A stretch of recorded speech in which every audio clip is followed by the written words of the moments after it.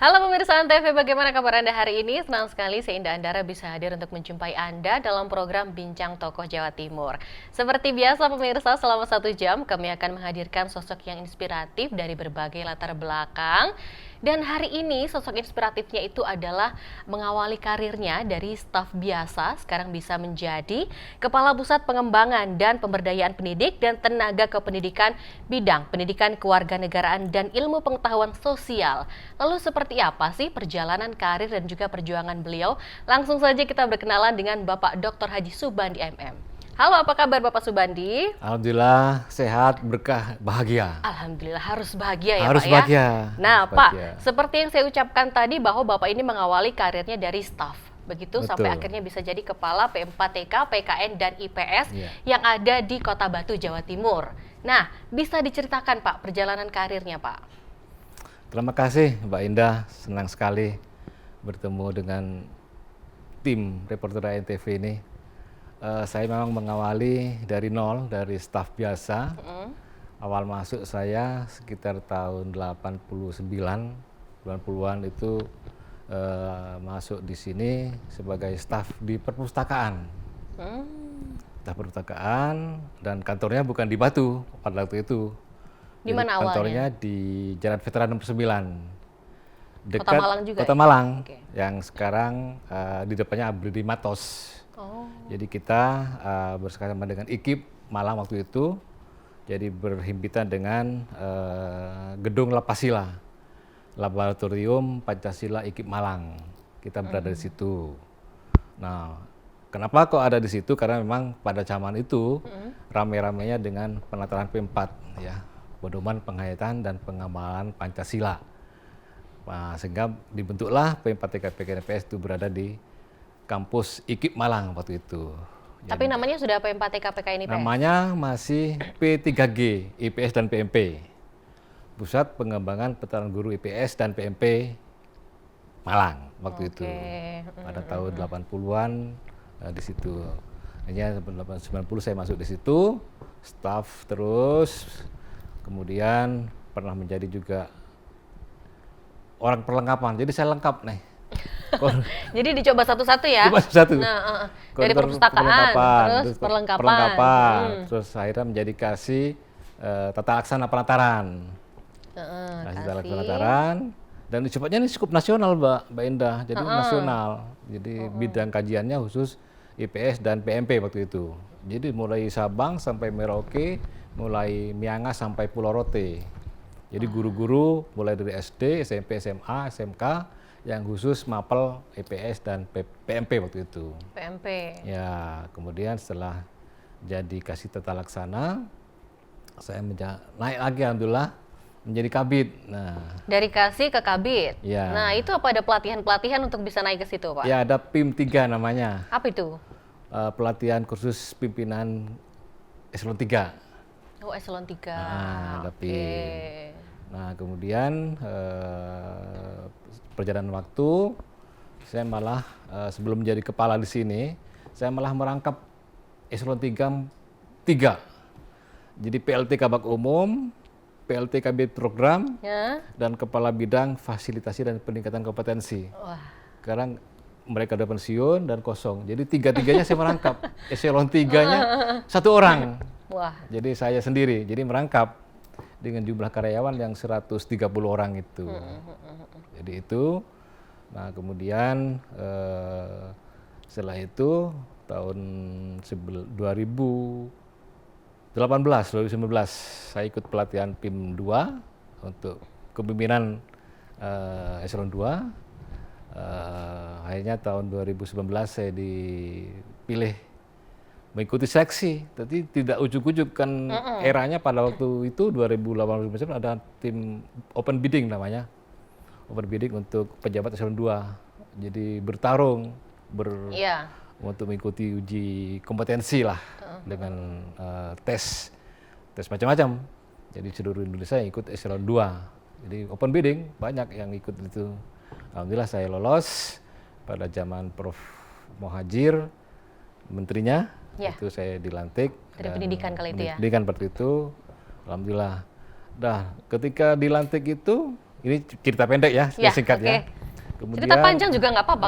Ini menceritakan perjalanan Iya. karir soalnya Pak, ya. Jadi sebelum itu saya juga pernah menjadi asisten dosen memang Di mana? di Universitas Wisnuwardana, Oh, Sawo Jajar. Asal Jajar, Ya. kemudian di Akademi Gizi di Ijen yang sekarang menjadi Poltekkes ya, Poltekkes di awal-awal dulu. Jadi sambil belajar lah, terus kita saling apa namanya sharing dengan beberapa teman-teman dan akhirnya ya itu tadi jadi kepala pusat eselon 2 dan setelah berlangsung setahun saya ditugaskan juga ditambahan lagi PLT di P4TK BOE yang di Arjosari. Oh, Jadi saya merangkap VDC itu? VDC. Jadi saya merangkap eselon 2. Jadi memang mungkin sudah karakternya saya atau mungkin rezeki saya selalu merangkap Selalu jabatan. jadi PLT. Merangkap jabatan. Selalu merangkap ya. Eselon 3 merangkap jabatan, eselon 2 pun juga merangkap jabatan. Jadi di BUE selama setahun setengah waktu itu. Jadi Berarti bolak-balik dong sini Arjosari. betul, bolak-balik dari sini ke sana juga ini. Nah, ketika menteri yang baru sekarang Mas Nadiem Makarim, maka dulu kan masih satu dirjen nih. VDC, Ya. BUE dengan kita yang mata pelajaran dengan yang kejuruan itu satu dirjen. Nah, ketika tahun 2020-2021 maka yang berada di ranah kejuruan dibentuklah oleh Pak Presiden melalui Kemendikbud melalui Dirjen Vokasi. Jadi kami di sini tetap menjadi Dirjen Guru dan Tenaga Pendidikan, sedangkan yang di kejuruan menjadi Dirjen Vokasi, termasuk Polinema, Politeknik segala macam itu berada di Dirjen Vokasi. Nah, kami tetap berada di Dirjen Guru dan Bapak udah Tenaga berapa tahun kerja di P4TK PKNIPS ini, Pak? Ya, sejak 89 berarti sampai sekarang berapa tahun nih? 30 lebih ya? 89 ya? 32 ya? Ya, 33 ya. Sekarang 22. 33. Ya, sudah pin emas sebenarnya kalau Berarti lebih lama dari apa menjadi kabit ya, Pak ya? lama kabit saya. Untuk naik ke kapusnya dari Iya. 2019. 2019 ya.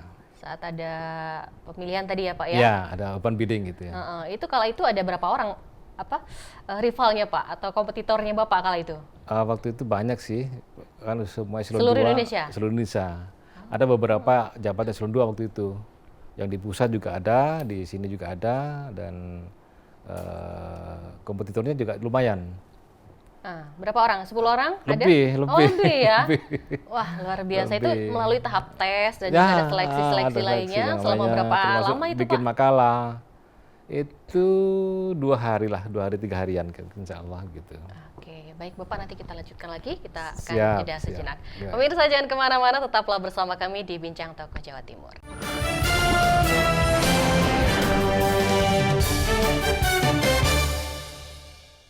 Terima kasih Anda masih setia bersama kami dalam Bincang Tokoh Jawa Timur. Masih bersama dengan narasumber kita hari ini ada Kepala P4TK, PKN dan IPS, Bapak Dr. Haji Subandi MM yang tadi menceritakan awal karirnya, dimulai dari staf, lalu juga naik ke Kasih, dan juga Kabit, lalu menjadi Kapus pada tahun 2019.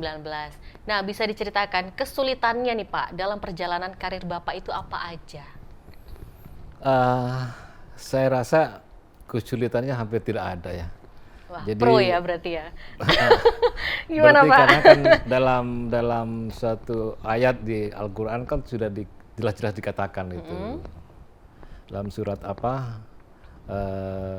Di tengah-tengah kesulitan pasti ada kemudahan. Betul. Setelah ada kesulitan pasti Setelah itu ada kemudahan. Nah, itu saya yakin itu, Mbak Indah. Jadi tidak ada yang sulit sebenarnya kalau kita ada ikhtiar, ya, ada usaha dan berdoa tentunya. Ya. Pasti akan diberikan jalan kemudahan. Saya yakin itu betul, dan saya anggap ini kalau kesulitan ya dianggap kita jalani aja, ya kita jalani, kita terima dengan tentu sambil berdoa. Pasti ada sih, cuman saya anggap ini adalah suatu hal yang memang harus kita lalui lah, gitu dalam perjalanan hidup itu. Untuk sambil mengasah diri. Sambil mungkin mengasah ya. diri, betul. Betul. Terus apa yang akhirnya menjadi motivasi Pak Subandi untuk terus maju Pak? Ya, saya kan punya prinsip ya. Hari ini harus lebih baik dari hari kemarin. Hari besok harus lebih baik dari hari ini. Itu kan orang yang beruntung, katanya begitu kan. Jadi kita harus selalu berusaha lebih baik, lebih baik, lebih baik terus. Sampai mencapai apa yang kita harapkan. Sebenarnya saya untuk eselon 2 itu saya waktu itu tidak kepingin sebenarnya.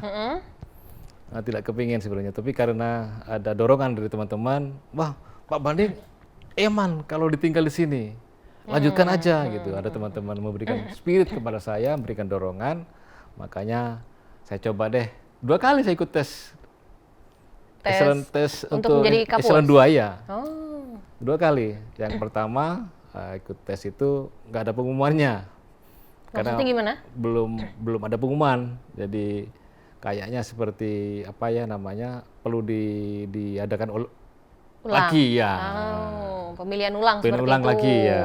Pemilihan ulang. Akhirnya ikut yang kedua. Yang kedua. Alhamdulillah lolos.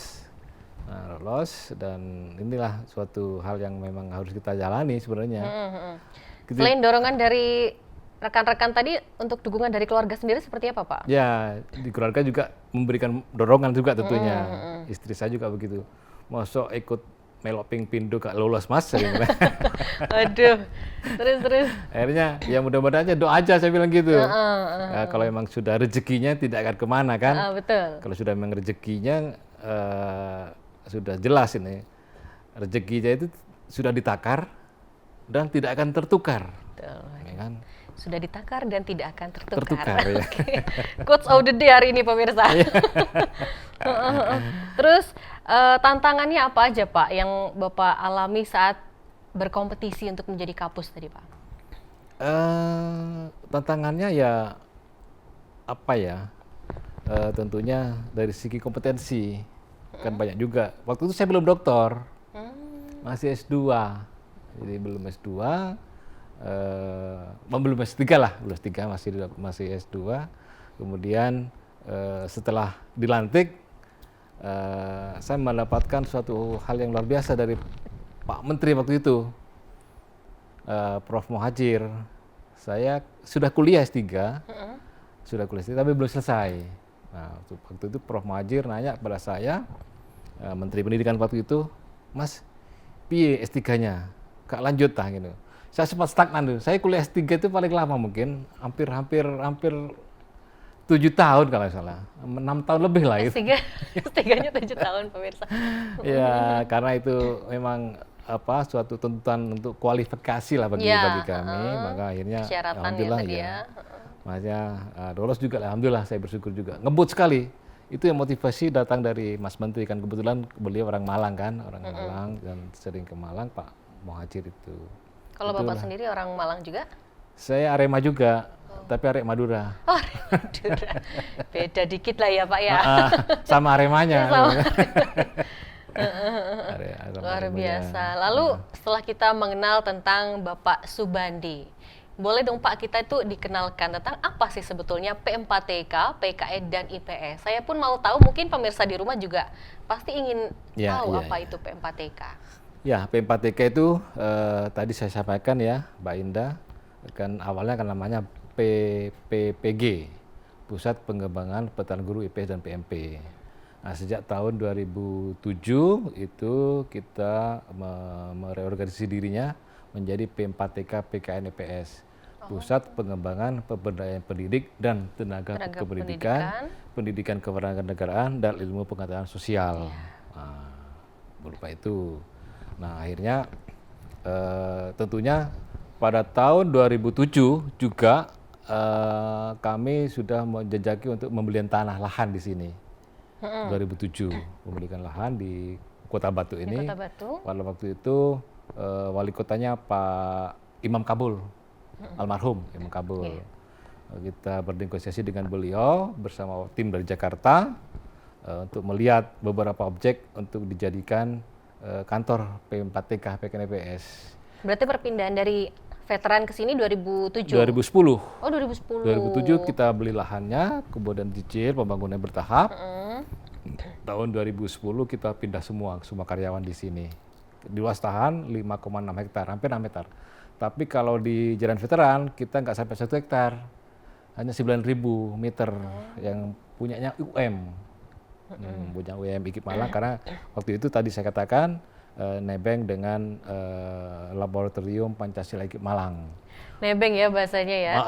Numpang lah gitu. Numpang, baik. Waktu itu kan ramai Bu, Mbak Indah ya, dengan pelataran P4 ya, pelataran P4, bahkan ada BB7, bahkan salah satu karangan yang luar biasa dari Prof. Darji Darmodiharjo SH, almarhum, tentang Santi Haji Pancasila. Ramai, mungkin Mbak Indah belum lahir ya. Tahun berapa itu Pak? Tahun berapa ya, 80-90-an lah. Belum. Itu ramai itu, untuk pelataran P4 itu. Kalau tugas P4TK sendiri apa Pak? Sebagai pusat pengembang, jadi pusat pengembangan pemberdayaan guru pendidik khusus bidang PKN dan IPS. Jadi sembilan PKS dan kita melakukan pelatihan. Jadi guru-guru yang memang grade-nya rendah perlu dilatih di sini di P4TK PKN IPS. Untuk kita juga punya model. Jadi model pelatihan ketika waktu itu ya kita mengadakan seleksi untuk merekrut peserta pelatih itu baik dari guru SD, SMP, SMA, SMK khusus bidang IPS PPKN. Jadi teman-teman kami ini terjun ke daerah dengan membawa instrumen semacam tes bagi guru-guru yang ingin mengikuti pelatihan di P4TK PKN IPS.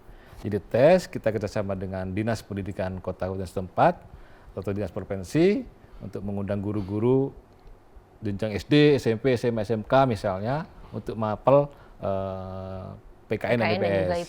IPS juga macam-macam, ada ekonomi, sejarah, sosiologi.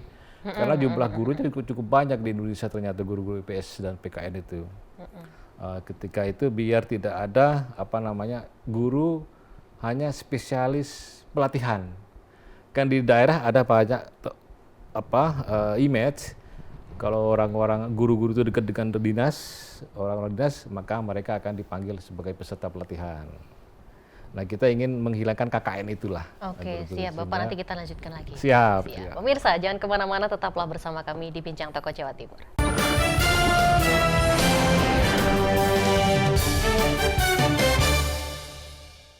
Anda masih bersama kami dalam Bincang Tokoh Jawa Timur, masih dengan Bapak Subandi sebagai narasumber kita. Beliau adalah kepala dari P4TK, PKN dan IPS yang ada di Kota Batu, Jawa Timur. Nah, tadi kita berbincang tentang tugas dari P4TK. Selanjutnya, apa sih Pak program-program dari P4TK Pak? Ya, jadi program P4TK ini ada dua besaran sebenarnya Mbak Indah. Satu yang karena kan P4TK ini adalah UPT, Unit Pelaksana Teknis dari Kemendikbudristek, di bawah langsung Dirjen Guru dan Tenaga Kependidikan. Jadi UPT, Unit Pelaksana Teknis yang memang langsung Kemendikbudristek dan di bawah koordinasi Dirjen Guru dan Tenaga Kependidikan. Ya tentunya secara nasional kami tetap mensukseskan program nasional tentang program Merdeka Belajar Mas Menteri, yaitu program guru penggerak dan sekolah penggerak yang nasional. Sedangkan secara tupoksi kami juga punya program yang sangat luar biasa, juga padatnya, yaitu kita melakukan pelatihan-pelatihan seperti wawasan kebangsaan, yang dulu kita kenal dengan pelatihan P4 lah gitu, jadi reinkarnasi gitu.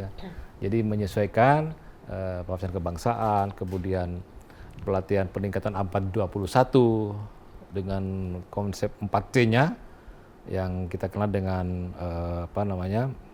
critical thinking and problem solving, collaboration, communication, dan kreativitas. Itu kita berikan guru-guru kita dengan pembelajaran A4 21. Untuk tugas dari P4TK, PKN, IPS ya, di luar kita. nasional tadi tentang sekolah penggerak dan guru penggerak. Ya, kemudian juga ada pembelajaran HOTS, High Order Thinking Skill bagi guru-guru IPS dan PKN, kemudian juga pembelajaran STEMS, Science, Teknologi, Engineering, Mathematics, and Social. Jadi kita juga bisa mengelaborasi STEM itu bisa juga tidak hanya pada mata pelajaran eksak saja, tetapi juga pada ilmu pengetahuan sosial dan PPKN. Bisa, kami sudah melakukan dan kita sudah mengirim beberapa guru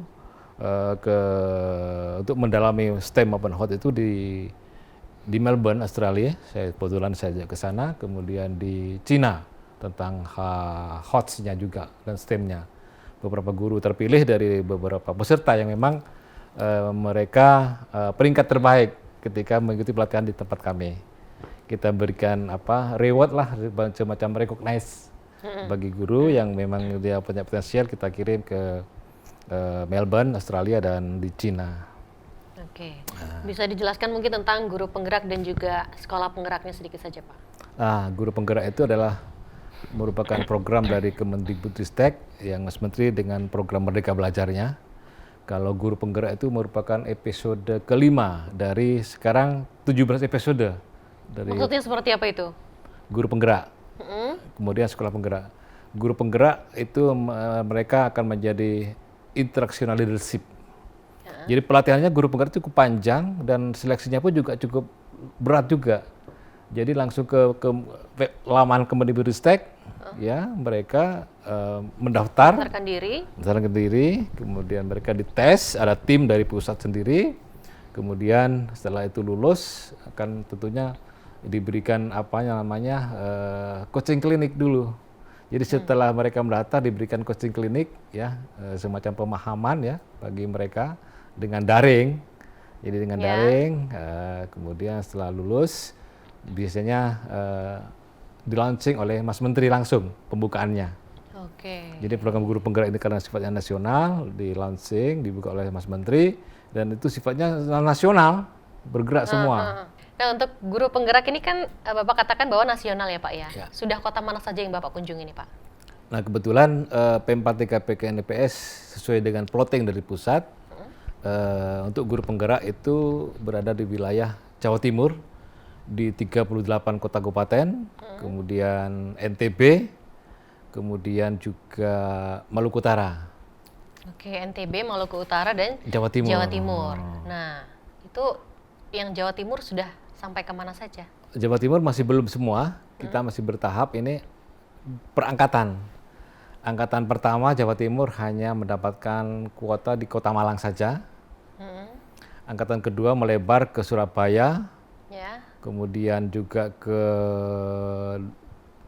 Probolinggo, beberapa daerah kabupaten di Sidoarjo, di Jawa Timur, kemudian di Maluku Utara, Tidore, Ternate, Halmahera Barat, Halmahera Utara, Halmahera Selatan, luar biasa nih. Kemudian di NTB, ya Lombok Barat, Lombok Tengah, Lombok Timur, sampai ke mana Bima, Sumbawa, itu semua pokoknya di kota-kota besar. Ya. Dan saya memang karena pandemi ini dan juga banyak tugas kantor yang tidak bisa ditinggalkan, hanya di wilayah Jawa Timur sama NTB yang saya kunjungi. Dan angkatan pertama luar biasa respon dari wali kota. Jadi wali kota Pak Setiaji itu luar biasa terkait dengan program guru penggerak itu. Luar biasa responnya dari Pak Wali Kota. Kemudian juga di NTB, Lombok Tengah, bupatinya luar biasa. Lombok Barat juga begitu, bupatinya saya langsung bertemu langsung dengan beliau, baik Bupati Lombok Tengah maupun Lombok Timur, dan juga media di Lombok Timur, di NTB sangat welcome sekali, dari expose itu. Jadi saya ke sana itu luar biasa, bupati sambutannya luar biasa pokoknya, dan sangat merespon, bahkan beliau sangat senang karena memang misinya itu bagus sebagai agent of change bagi guru-guru. Terkait dengan transformasi pendidikan, tentunya ke arah yang lebih baik dengan konsep Merdeka Belajar, tidak lagi guru semacam kayak dikekang gitu. Sekarang kan diberi kebebasan mereka, guru-guru, memberikan inovasi pembelajarannya, bagaimana mereka memberikan pada akhirnya, nantinya kepada kebebasannya tadi seperti apa? Artinya mereka dituntut untuk mengekspresikan dirinya sesuai tapi dengan tetap kemampuan. ada kurikulum yang ada Tetap ya? ada kurikulum yang ada, dan itu biar muaranya pada student well-being. Jadi siswa-siswi kita semakin senang bertemu dengan para guru. Karena gurunya menjadi diri sendiri seperti itu saat mengajar. Betul. Kalau untuk sekolah penggeraknya seperti apa Pak? Sekolah penggerak juga hampir sama dengan guru penggerak, dan mereka kan sekarang ada lagi prototype kurikulum ya, kurikulum prototype yang kaitannya dengan ini sudah banyak yang sudah di launching oleh Mas Menteri, episode ke-16 dalam program Merdeka Belajar, bahwa nanti TIK itu sudah menjadi pelajaran wajib bagi guru-guru. Tidak harus dari alumni sekolah informatika, tapi guru sudah dibekali tentang teknologi informasi itu. TIK itu Karena wajib. memang eranya sekarang sudah digital begitu Betul, ya. eranya digital, jadi guru diwajibkan itu. Makanya dalam program guru penggerak itu kan dibatasi usia. Usia maksimal 50 tahun. Oh, oke. Jadi untuk program guru penggerak itu usia 50 tahun. Dan mereka guru penggerak itu sudah ada SKB-nya antara Mendagri dengan Mendikbudnya, bahwa selama mengikuti program guru penggerak tidak boleh dipindah. 9 bulan lamanya, Mbak Indah. Oke. Jadi program guru penggerak ini tahap-tahapannya pelatihannya 9 ya? bulan dengan daring. Hmm. Nah, setiap daring, setiap bulan itu ada loka karya. Oke. Makanya kemarin kita Baik, ketemu di Surabaya Bapak, tuh. ya, nanti kita lanjutkan lagi. Siap, Kita akan siap. break dulu sejenak. Pemirsa, tetaplah bersama kami di Bincang Tokoh Jawa Timur.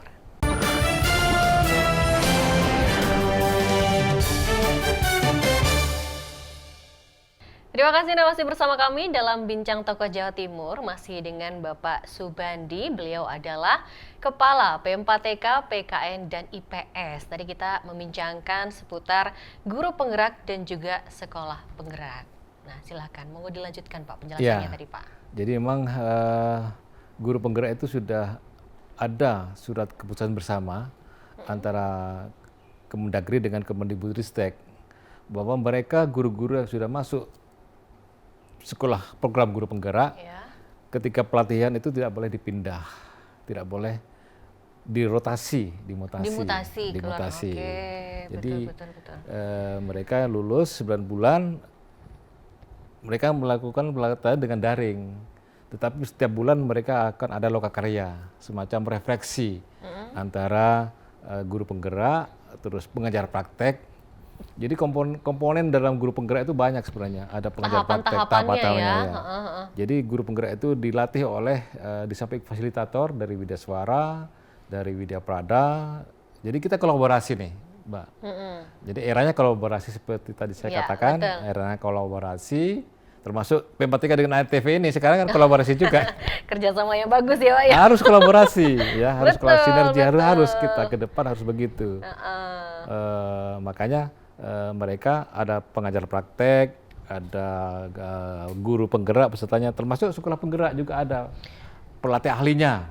Oke. Nah, pelatih ahlinya ini dalam sekolah penggerak ketika mereka melakukan pelatihan juga kita kolaborasi dengan perguruan tinggi, dengan pengawas, dengan kepala sekolah, kemudian juga praktisi pendidikan. Jadi mereka yang pensiun pun juga ada yang dilibatkan dalam program sekolah penggerak. Ya, kalau sekolah penggerak tuh apa yang membedakan sebelum adanya program sekolah penggerak dengan sebelumnya? Tentunya kita ingin merubah suatu sistem pendidikan yang ingin lebih maju, lebih maju lagi. Jadi tadi saya sampaikan student well-being. Jadi peran kepala sekolah, peran stakeholder yang ada di pimpinan itu tidak hanya mengurusi masalah administrasi. Jadi kepala sekolah itu tidak hanya mengurusi masalah administrasi manajerial saja, tapi juga mereka harus terjun sebagai interaksional leadership-nya, kepemimpinan pembelajarannya, bagaimana membangun sistem pendidikan. Jadi kan ini eranya sudah berubah, sudah berubah. Jangan seperti yang dulu lagi. Jadi kita harus mengikuti arus ya Pak ya? Betul, mengikuti arus perkembangan dan kondisi yang ada di negara kita saat ini. Iya, Mungkin dunia global juga begitu, sama. Kalau kita ingin maju, tentunya kita jangan harus duduk manis, Ya, tapi kita harus ada melakukan perubahan. inovasi-inovasi, kreativitas. Oke. Kalau untuk guru penggerak tadi kan dijelaskan bahwa untuk pelatihannya ini selama 9 bulan Iya. dengan berbagai macam tahapan. Nah, itu bagaimana bentuk evaluasi dan penilaiannya akhirnya bisa dikatakan lulus, Pak? Ya, alhamdulillah memang itu kan ada evaluasinya dan ada tim pemantaunya. Ada tim pemantaunya dari pusat Kemendikbudristek memang ada. Jadi kita banyak komponen yang terlibat dalam guru penggerak itu, tidak hanya P4TK saja, tapi juga dari Kemendikbudristek, juga dari kalangan pengawas sekolah, fasilitator. Tadi ada pengajar praktek. Jadi guru-guru yang dilatih dalam program guru penggerak itu mereka akan dilatih oleh pengajar praktek. Dan ini pun juga melalui pendaftaran seleksi. Untuk fasilitator Untuk tadi fasilitator ya? itu. Jadi tidak semua orang bisa fasilitator. Tidak asal comot tidak gitu asal ya? comot, ya betul. Jadi mereka harus sama. Guru penggerak juga seleksi, fasilitator juga melalui tahapan-tahapan seleksi. Sehingga mereka betul-betul kompeten untuk melakukan program ini. Oke. Jadi insya Allah Saya optimis ini dengan program guru penggerak dan sekolah penggerak itu, karena sudah banyak yang dilibatkan, pelibatan semua, termasuk peran media, termasuk Betul, ini. betul. Makanya setiap kali kita adakan simposium, setelah mereka lulus, untuk dinyatakan lulus dan lolos dalam program guru penggerak, kita menyampaikan ini kan APBN nih. Ya, Nantinya ketika sudah guru penggerak, sekolah penggerak sudah selesai, maka tentunya ditopang oleh APBD, pemerintah daerah atau dinas pendidikan kota setempat. Inilah yang dinamakan kolaborasi dan sinergi. oke. Jadi tidak hanya mengandalkan dari APBN, tapi juga dengan APBD yang ada di daerah, mereka bisa memanfaatkan peluang-peluang ini. Iya. Jadi biar enak. Jadi termasuk guru-gurunya lebih eksis lagi, berkarya, dan mereka punya kemampuan. Skillnya juga bertambah. gitu. Ya. Jadi alhamdulillah ini peran wali kota Malang khususnya ini yang sangat luar biasa, bupati yang sudah pernah saya kunjungi. Banyak sekali bupati Sumbawa juga, malah bupati dan wakil bupatinya hadir semua itu. Nah, ini program nasional Dalam yang simposiumnya. Oke, jadi ibarat simposium ini wisudanya dari guru penggerak seperti itu ya. Pengagai penyerahan kepada dinas pendidikan atau bupati wali kota yang terkait. Penyerahan dari kami, wakil dari Kemendikbudristek kepada daerah atau kota yang sudah. Jadi dibalik ini guru lo udah pinter-pinter Ya, gitu. betul. Sudah 9 bulan nih sudah belajar sama kita gitu kan. Betul. Tolong dimanfaatkan ini, Eman. Bahkan ada wali kota Pak Setiaji itu mengatakan, kalau Pak Bandi ini kalau 65 orang angkatan pertama yang sudah lolos, saya akan menyiapkan 10 kali lipat untuk bisa menjadi 650. Artinya PR nih kata Mas Bandi gitu ya. Menularkan. Iya. Jadi mereka harus mewajibkan, mengimbaskan, menularkan, mendesiminasikan ilmunya kepada teman-teman guru yang lain yang belum berhasil untuk lolos dalam program guru penggerak itu. Jadi ada efek dominonya. Tidak hanya didiamkan oleh guru penggerak, tapi mereka harus punya kewajiban mendesiminasikan, mengimbaskan kepada teman-teman guru yang lainnya. Oke. Berarti ngikut di sini itu adalah guru-guru PKN dan juga IPS ya Pak ya? Untuk guru penggerak bebas. Oh. Mulai jenjang PAUD, SD, SMP, materinya general, umum. Materinya umum. Materinya apa saja Pak? Modul. Ada modul 1, modul 2, modul 3. Itu teman-teman yang menatar, fasilitator lebih tahu tentang apa itu. Jadi mereka ada pada Lokakarya ke-7 itu, mereka ada program Lokakarya ke-7, itu panen raya istilahnya. Panen raya, mereka memamerkan hasil-hasil selama 7 bulan mengikuti pelatihan guru penggerak itu. Ada bentuk modul, ada bentuk apapun namanya dari guru-guru itu, kita berikan apresiasi pada mereka. Nah, Lokakarya 9 itu adalah semacam wisuda tadi, simposium itu. Penyerahan dari Kemendikbudristek kepada pemerintah daerah atau pemerintah kota untuk terus supaya terus mendapatkan dorongan diberikan motivasi, gitu ya, Pak, ya? Difasilitasi dan sebagainya. Ini juga menjadi syarat untuk menjadi kepala sekolah, betul Pak? Betul. Bahkan di beberapa daerah sudah langsung menjadi PLT. Kan banyak kepala sekolah yang kosong nih, pensiun kosong, itu mereka langsung di SK Bupati sebagai PLT kepala sekolah. Banyak beberapa daerah di Sumbawa, di NTB yang pernah saya kunjungi sudah banyak terjadi. Bahkan di Malang pun juga sudah ada. Siap, sambil menunggu SK definitifnya. Sementara PLT dulu karena masih masa transisi penggantian dari yang bersangkutan itu, yang sudah pensiun dan sebagainya. Luar biasa. Jadi dari guru penggerak langsung jadi PLT kepala sekolah. Iya. Oke, baik Pak, kita akan break dulu sejenak Pak ya. Boleh. Pemirsa tetaplah bersama kami di Bincang Tokoh Jawa Timur.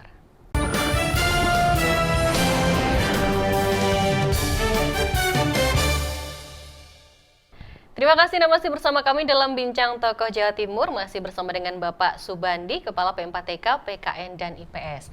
Pak, sekarang ini kan sudah tidak ada lagi penataran P4 yang akhirnya menimbulkan kemerosotan karakter dan juga moral. Apakah ini juga termasuk menjadi PR dari P4TK, PKN, dan IPS? Iya. Betul Mbak Indah, ini tantangan bagi kami. Jadi tantangan P4TK, PKN, IPS ke depan terkait dengan masalah kemerosotan moral, karakter, kemudian juga adanya tuntutan sosial skill, kemudian kemajuan teknologi dan ketertinggalan pendidikan di bangsa kita ini. Jadi memang itu peran yang sangat strategis ke depan ini Makanya Kemendikbudristek sudah tertuang dalam visi misi Kemendikbudristek adalah membentuk pelajar-pelajar Pancasila. Nah, ketika sudah selesainya Orde Baru, maka sudah tidak ada lagi penataran P4. Nah, P4 TKP KNPS selalu melakukan inovasi-inovasi terkait dengan tantangan ke depan bagi bangsa kita ini. Apalagi kami sebagai lembaga pendidikan yang memang khusus menangani bidang IPS dan PKN. Kami punya program yang sudah kami launching sejak tahun 2019, yaitu dengan pelatihan wawasan kebangsaan. Jadi pelatihan wawasan kebangsaan itu semacam P4-nya zaman dulu, tapi bukan pelatihan bagi guru-guru. Dan itu sudah kita lakukan uji coba di beberapa daerah. Bahkan ketika tahun 2019 sebelum pandemi itu, kami bekerjasama dengan Direktorat Jenderal Guru dan Tenaga Pendidikan, Ditjen GTK, kemudian BPIP, Badan Pembinaan Ideologi Pancasila. Kami sudah seringkali bekerjasama dengan beliau itu datang ke sini. Bahkan wakil ketuanya waktu itu PLT-nya Profesor Dr. Haryono seringkali meminta modul-modul dari produk P4TKP KNPS terkait dengan Pancasila ini. Dan akhirnya kayu bersambut. Pada tahun 2019 kami mengundang guru-guru se-Indonesia. Jenjang SD itu 514 kota kabupaten se-Indonesia. Jadi diambil simpul-simpulnya guru-guru SD 514 orang, sejumlah 514 kota kabupaten. Kemudian SMP juga begitu, jenjang dasar ya, 514 kota kabupaten. Kita undang untuk menerima pelatihan wawasan kebangsaan. Kami berkolaborasi dengan BPIP, dengan Balitbang Kurikulum waktu itu, dan P4TKP KNPS. Dan dibuka langsung oleh zamannya Pak Menteri Profesor Muhadjir. Untuk wilayah timur, kita fokuskan di Surabaya, sejumlah 514 kota kabupaten, kemudian di wilayah barat dipusatkan di Jakarta. Itu dengan pola dukung semacam BIMTEK 32 JP. Kita punya menu-menu, punya properti kami untuk pelatihan wawasan kebangsaan itu ada 32 JP, ada 52 JP. Bahkan yang baru sesuai dengan kondisi keadaan sekarang, kita kerjasama dengan Pusdik Arhanud depan kantor. Pusat Pendidikan Arhanud. Dan untuk apanya itu, Pak? Untuk pelatihan wawasan kebangsaan itu dalam hal kedisiplinan baris-baris. Kedisiplinan. Emang luar biasa dengan kemajuan teknologi tadi begitu cepat sekali. Betul. Bahkan kami juga mengemasnya dengan pembelajaran yang tidak lagi menghafal, sudah ketinggalan zaman itu, sudah out of date itu untuk menghafal. Kita coba dengan permainan-permainan, ada puzzle, dengan game, dengan macam-macam. Betul, betul. Artinya kita ingin mengembangkan program yang lebih pas sasarannya dengan model-model project based learning, kemudian joyful learning, pembelajaran yang menyenangkan, kemudian meaningful learning, pembelajaran yang bermakna. Itu yang lebih mengena kepada anak-anak di kita, guru-guru kita. Artinya guru-guru itu harus menularkan ilmu itu kepada anak didik kita. Tadi tidak lagi menghafal semacam butir-butir. Jadi zaman dulu kan butir-butir ya, P4 itu kan. Sekarang kita kemas dengan pembelajaran yang joyful learning dan meaningful learning ya. Dengan project based learning dan sebagainya. Yang penting ilmunya tadi tetap masuk dengan metode pembelajaran yang sedikit berbeda. Kalau zaman dulu mungkin dengan menghafal. Anak zaman sekarang suruh menghafal, Pak. Waduh. Lumayan ya. Akhirnya diganti dengan pembelajaran yang menyenangkan tadi dengan game-game tertentu dan juga permainan dalam kelas seperti itu ya, Pak ya. Oke. Lalu motivasi dari P4TK ini apa sih untuk nanti ke depannya menjadi lebih baik, Pak? Nah, nanti ke depannya ini kita untuk memberikan wadah bagi guru penggerak sekolah penggerak, P4TK akan mentransformasi juga, akan menjadi balai besar guru penggerak. Jadi di Indonesia ini rekomendasi dari Permendikpan RB-nya sudah turun kepada Kemendikbudristek. P4TK akan mentransformasi menjadi balai besar guru penggerak. Jadi ada BBGP yang untuk mewadahi teman-teman yang sudah lulus guru penggerak atau sekolah penggerak. Nanti kita akan menjadi BBGP namanya. Ganti nama lagi? Ganti nama lagi. Oh berarti bukan P4TK lagi Bukan nanti? lagi. Nanti ada 6 P4TK. Ini nanti akan ada persetujuannya ada 6 BBGP di 6 provinsi adalah Jawa Timur, Jawa Tengah, Jawa Barat, DIY, Sumatera Utara, dan Sulawesi Selatan. Oke. Ini akan menjadi BBGP. Selebihnya provinsi itu akan menjadi BGP. Ada Balai Guru Penggerak, ada Balai Besar Guru Penggerak. Ini sesuai dengan Permendag RPN yang keluar 24 Januari 2021 kemarin. Oke. Wacana pergantian namanya tahun berapa itu, Pak? Mungkin tahun ini lebih cepat lebih bagus. Wah, berarti bukan P4TK lagi ya Bukan, namanya ya? iya, bukan. Nah, ini untuk kita lebih karena sesuai dengan tuntutan kurikulum sekarang yang kurikulum merdeka itu kan sudah tidak ada lagi mata pelajaran IPS dan mata pelajaran IPA menjadi mata pelajaran IPAS, ilmu pengetahuan alam dan sosial. Digabung Oke. dengan tuntutan kurikulum yang sekarang ini, dan sekarang yang sedang diterapkan di sekolah penggerak prototipe-nya kurikulum. Oke, sekolah penggeraknya berarti PR ya, yang tadinya SMA Iya, dia punya jurusan betul. IPA dan IPS sendiri, Ya. akhirnya harus digabung seperti Tidak itu. tidak ada lagi penjurusan di jenjang SMA. Kurikulum yang sudah dilansir oleh Mas Menteri yang episode ke-16 Merdeka Belajar. Itu sudah tidak lagi penjurusan, tapi mereka diberikan project based learning dengan yang memang ada project-project dalam pelatihan itu. Kita akan coba terus meningkatkan pembelajaran di tanah air. Oke, baik, terakhir Pak, harapan untuk P4TK, PKN dan IPS apa? Harapannya ya kita ingin tetap eksis ya, apapun namanya, eksis. Apapun namanya ya, karena habis ini ganti nama Pak. Iya. Ya. Artinya tetap eksis dan insya Allah Jawa Timur tempatnya di sini, insya Allah. Tetap ya. Tetap ini di Malang, statusnya di Jawa Timur, di Malang ini. Tetap eksis dan juga lebih dikenal. Lebih dikenal, maka ada pepatah tak kenal maka tak sayang gitu kan. Maka semakin kenal tentunya dengan ANTV ini. Nah, mungkin pemirsa. bahkan lebih dikenal lagi ya kan. Betul. Jadi ini era kolaborasi Mbak Indah. Iya, betul sekali. Kolaborasi dan sinergitas bersama-sama. Prinsipnya Pak Dirjen dan Pak Menteri, mari kita bergotong royong bersama-sama membangun bangsa Indonesia ini. Tanpa kerjasama yang baik, tanpa kolaborasi yang baik, tentunya kita tidak akan berhasil. Benar. Kata kuncinya adalah kolaborasi, sinergitas. Bersatu kita teguh ya Pak ya? Bersatu kita teguh. Oke, luar biasa. Baik. Kalau ada perkawata NKRI harga mati, maka persatuan harga pasti. Oh, siap. Baik. Bapak Subandi, terima kasih banyak atas waktunya kepada Sama-sama, Mbak Indah. kita semua. Semoga semangat, optimisme, dan juga rasa percaya diri dari Bapak Subandi ini bisa menjadi inspirasi untuk kita semua.